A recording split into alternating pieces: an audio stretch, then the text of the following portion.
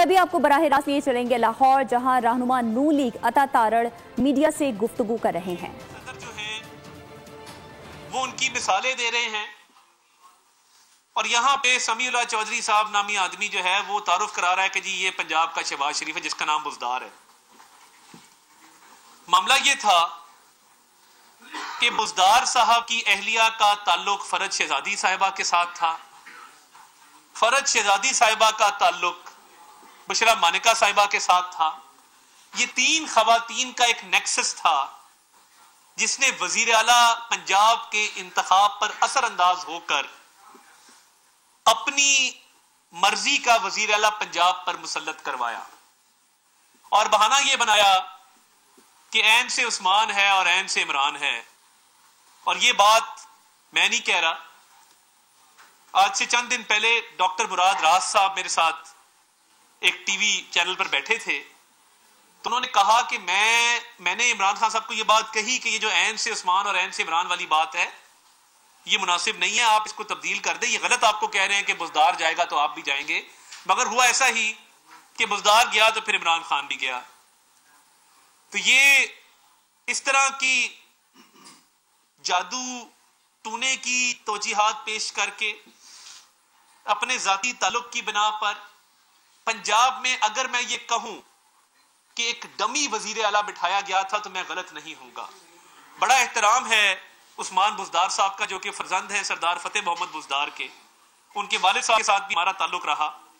मगर पंजाब पे जो ये हुकूमत की गई, इन तीन खवातीन ने इमरान न्याजी साहब को कायल किया कि वजीर आला उस्मान बुज़दार साहब को लगाया जाए। उसमें शहबाज शरीफ साहब के सेट किए गए स्टैंडर्ड्स उनको तहस नहस कर दिया गया। पंजाब स्पीड का एहसास चाइना दे रहा है, तुर्की के सदर और तारीफ कर रहे हैं और यहां पे तारुफ हो रहा है कि ये बुज़दार जो है आजकल शहबाज शरीफ लगा हुआ है। वजह क्या थी कि पंजाब के अंदर उनको पता था कि ये सबसे बड़ा सूबा है, अरबों रुपया कमाया जा सकता है, किस्मत से ये मौका मिला है तो अवाम के पैसे को बेदर्दी से लूटा जाए। अब फरज शहजादी साहिबा और उनके खावंद एहसन जमील गुज्जर बकायदा तमाम तर मनसूबा बंदी पीछे बैठ के करते थे जो बुशरा मानिका साहिबा इमरान खान की मंजूरी से आगे लेकर चलती थी।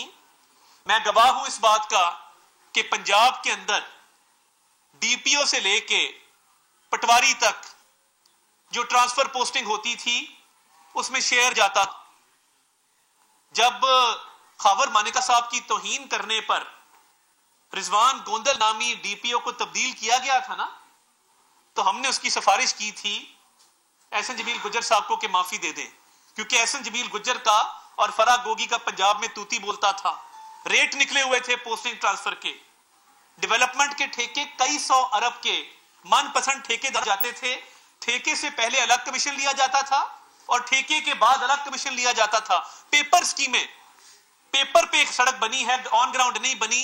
किधर गया पैसा? वो फराह शहजादी और एहसन जमील गुज्जर के अकाउंट में गया और उन्होंने इमरान खान पर और बुशरा मानिका पर लगाया। इमरान खान ने बतौर वजीर आजम टैक्स एमनेस्टी स्कीम का ऐलान किया था 2018 में। क्यों किया था? इसलिए नहीं कहा कि बिजनेस कम्युनिटी को फायदा हो, इसलिए किया था कि फराह गोगी को उस टैक्स एमनेस्टी में काला धन डिक्लेयर करने का मौका दिया जाए।